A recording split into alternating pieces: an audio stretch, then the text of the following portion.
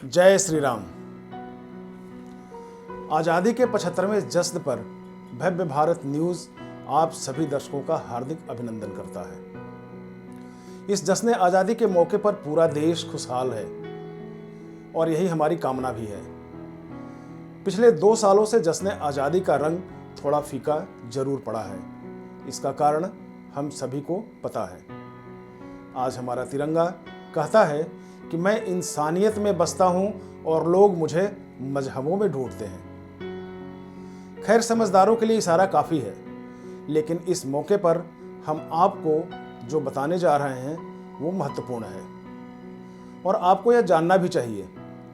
वह यह कि भारत का तिरंगा कैसे बना।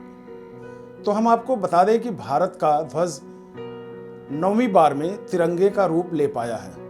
15 अगस्त सन 1947 के पहले 190 साल तक भारत अंग्रेजों का गुलाम रहा और अलग अलग रियासतों में बटे रहने के कारण 1857 में अंग्रेज भारत छोड़ो के नारे के बाद अंग्रेजों ने भारत का पहला ध्वज बनाया, जो हूबहू अंग्रेजों के ध्वज से मिलता है। लाल रंग के बेस पर नीले रंग की धारी ब्रिटिश कॉलोनी को दर्शाता है। बीच में पीले रंग की छोटी सी गोलाई भारतीय महाद्वीपों को समेटे हुए है और ये दर्शाने की कोशिश की गई है कि पूरा भारत अंग्रेजों का गुलाम है। दूसरा फ्लैग 1904 में प्रपोज किया गया। लाल रंग के इस घेरे में सबसे ऊपर ब्लू कलर, बीच में हरा और नीचे लाइट ब्लू, लेफ्ट साइड में पर्पल और बीच में 10 सफ़ेद बिंदु बनाए गए हैं। इस फ्लैग में डार्क ब्लू हिंदू का रिप्रेजेंटेशन करता है, जबकि ग्रीन मुस्लिम का रिप्रेजेंटेशन माना गया है। नीचे लाइट ब्लू क्रिश्चियन को दर्शाता है, यानी कि क्रिश्चियन को रिप्रेजेंट करता है, और झंडे के लेफ्ट साइड में जो पर्पल कलर है वो हमारे राज्यों को दर्शाता है, जबकि बिंदुओं को नक्षत्र मानकर दर्शाया गया है। 22 अगस्त 1907 में तीसरे फ्लैग का कॉन्सेप्ट रखा गया और यह कॉन्सेप्ट रखा विकाजी कामा ने। इसे कलकत्ता फ्लैग के नाम से भी जाना जाता है।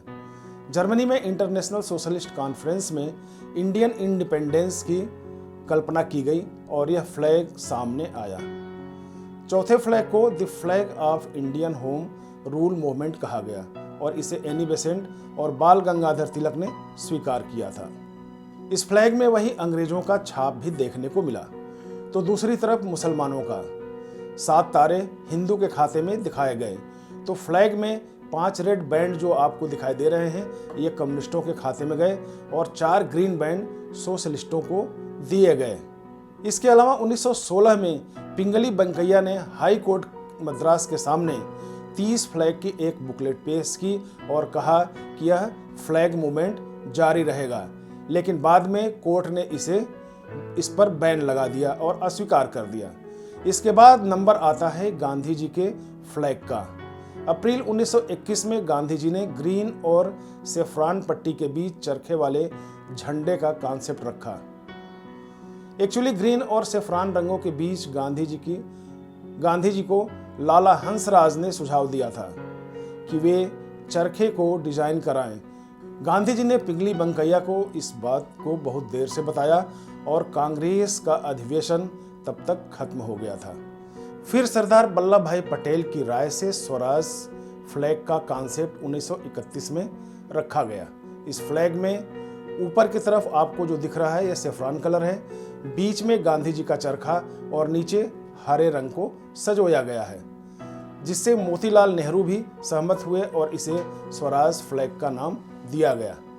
लेकिन इस फ्लैग को म्युनिसिपल कॉरपोरेशन और स्टेट गवर्नमेंट ने पूरी तरह से खारिज कर अस्वीकार कर दिया, क्योंकि सरकार अभी उनकी थी। बाद में लेफ्ट हैंड साइड में इस फ्लैग में अंग्रेजों का चिन्ह लगाना पड़ा। इसके बाद उसे परमिट किया गया। यहाँ आपको बता दें कि यह अभी खेल चल ही रहा था कि कुछ महीने बाद ही 23 जून 1947 को कॉन्स्टिट्यूशन असेंबली फॉर्म हो गई, जिसमें हेड राजेंद्र प्रसाद बनाए गए। कमेटी में मौलाना अबुल कलाम आज़ाद, सरोजनी नायडू, सी राजगोपालाचारी, के.एम. मुंशी और भीमराव अंबेडकर को सदस्य बनाया गया। इसके बाद 14 जुलाई 1947 को कमेटी ने चरखे की जगह अशोक चक्र की संस्तुति दे दी और हमारा राष्ट्रीय ध्वज 90 सालों की सफर के बाद आज हमारे बीच हमारे जोश और उत्साह को बढ़ा रहा है। प्रसंगवश यहाँ यह बताना भी जरूरी हो जाता है कि जब देश आज़ाद हुआ तो सरदार पटेल जैसे नेता राष्ट्रीय ध्वज को केसरिया और उसके बीच में अशोक चक्र चाहते थे। उनका तर्क था कि केसरिया रंग बलिदान और ताकत का परिचायक होता है, लेकिन गांधी जी ने उनकी एक न सुनी और तिरंगे पर मुहर लगा दिया। तो आज बस इतना ही। इसी तरह की जानकारी और खबरों के लिए आप लाइक करें, सब्सक्राइब करें और हो सके तो अपने दोस्तों में फॉरवर्ड करें। जय हिंद।